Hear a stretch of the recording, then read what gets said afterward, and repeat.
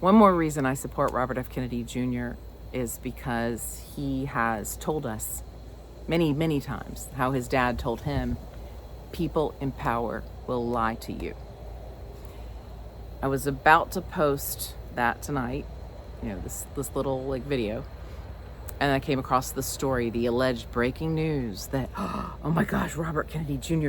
tried to meet with Kamala Harris to discuss a cabinet job in exchange for endorsing her. And he did the same with Trump last week. And nobody wants his endorsement. Nobody will promise him a cabinet position. And she's so popular, and he's falling in the polls, and he's about to pull out. And, oh, by the way, we quote no actual sources. We have no names here, no attribution. So I'm going to ask you tonight to reread this story. Go read the actual study. See that when they link to alleged meetings, how do they know? Who told them? There is nothing in this story except, as far as the source goes, except people familiar with, say people familiar with the conversations.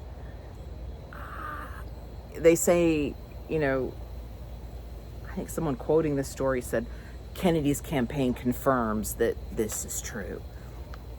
Who in the Kennedy campaign? Amaryllis Fox Kennedy. I haven't seen a statement from her yet. I would believe it if she tweeted it. Mary Holland, I can't remember his name right now. Hillen, he's the communications or strategy guy for the campaign. There are a lot of people that I would believe, but frankly, y'all, we've lost the news. And I've been saying that for years. The model changed about the time we all stopped paying for the newspaper. When the internet had proliferation and cable penetration went up about the year 2000 or shortly thereafter, we stopped paying for our news. So we were no longer the ones that the news was beholden to and trying to serve.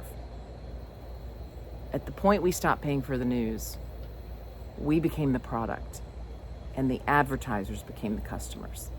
Who were the advertisers? Pharma. And pharma. You see the ads. You know who supports the news. It's pharma. So I've been saying for several years now, the media, we've lost journalism as we used to know it. We still have independent journalism, which is why I trust them and I support them and I pay them directly because I appreciate what they're doing. But what used to be considered the media, we've lost them. They now are a marketing arm of pharma, is the way I've put it. You're the product now that they're selling. Your attention is the product that the media is selling to its advertisers. They serve the advertisers. The advertisers do not want Kennedy. Why? Because he's been going after these industries for decades now. And he has said, I'm going to bust up their racket.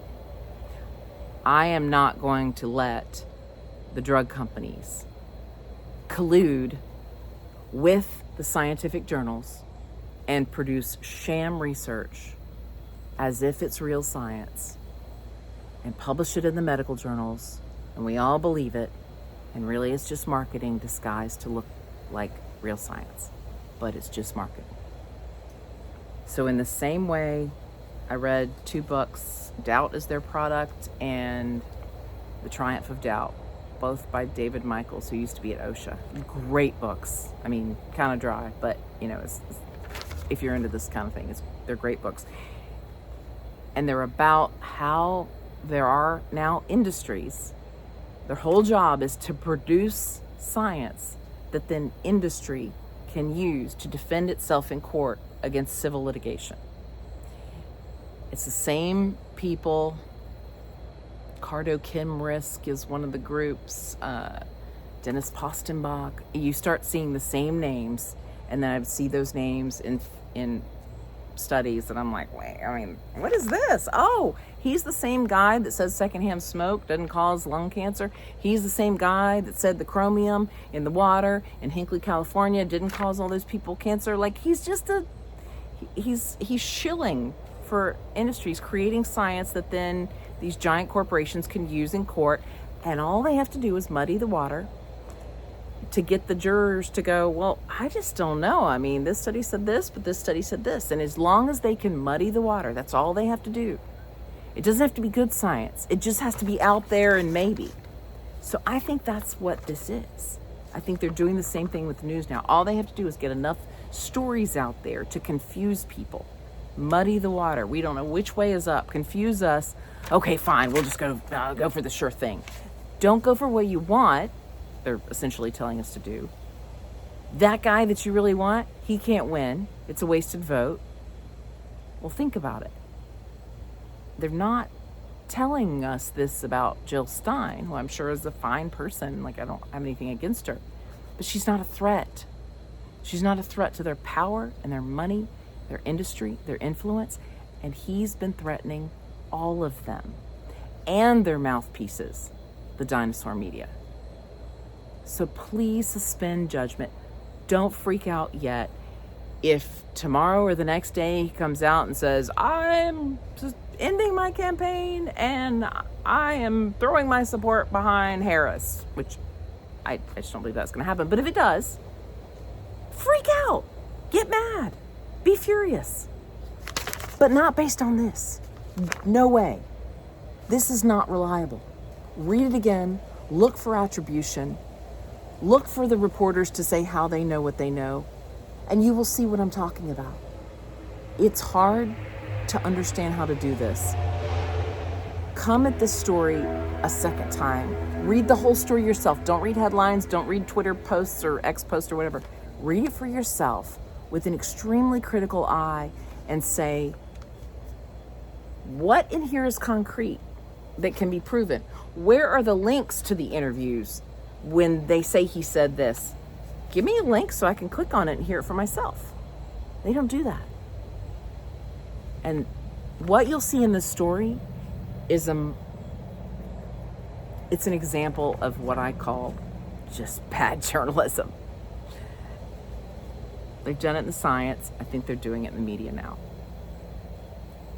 And I think it's because they're so threatened by Kennedy, because he does have support.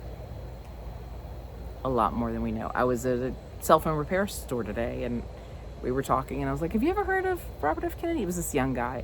Robert F. Kennedy Jr. He said, oh yeah. And I'm like, see? A lot of us here want him. All they need to do is get enough of us mad at him, thinking he's crazy, not listening to him. But I think his strategy has worked. His podcast after long format interview. Enough of us have heard him over and over and over again. And that's why if anyone's ever trying to catch you in a lie, they'll just keep asking the same question in a million different ways. And eventually it comes out, you're kind of wishy-washy. And the times he has changed, he's explained why he's changed. Like his stance on abortion after the Sage Steele podcast, he came back and he clarified why he kind of needed to clarify his stance and change it. So I think we all really feel like we have a strong sense now of who he is. Those of us who've been consuming interviews with him for months now on YouTube and the sites that don't censor. We know Trump is entertaining. I don't know that much about the planks in the platform of Kamala Harris, but I know where Kennedy has said he stands. And he has said over and over and over again, I don't want to be Trump's VP. I don't want a cabinet position. I'm in this to win it. And all they have to do with lies and news stories that are not accurate and not have no attribution is to make us doubt. And that's what they're trying to do. And if we just hold the line and don't doubt, then they lose. And we get the power back, which is what they don't want. So thanks for listening. This was a long one, sorry. Good night.